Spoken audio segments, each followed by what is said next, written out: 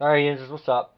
So I want to talk about another passion of mine, besides guns and gears and knives and all that other stuff. It's fishing. And I want to show you a couple reels that I have here that are probably as old as I am. Both probably produced in 1968, 67, things like that. They're called the Mitchell 300 series, and they're made in France. They have a great bail system on them. They also come in a 308, 350, and a 306. And the difference is just the line, their gear ratio, the weight, things like that. And kind of the reason why I have these is my dad used to fish with these when I was a young buck. And for me, it's all about old school, just about with everything. It's always built better, obviously lasts longer, as you can see. And it's not made in China, it's made in France. Wish it was made in America, but you know, back then something made in France was probably a pretty big deal. And I'll even show you right here on some of the paperwork. You could see it's in the French, okay, and then it's also in the English. So pretty cool, I put these.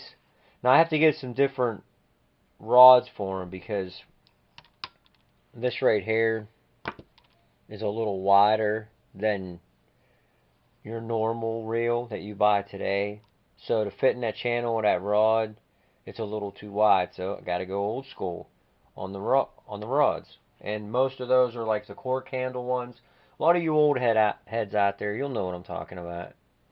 You got the cork handle with the like wing nut that screws onto the bottom here that holds this in place.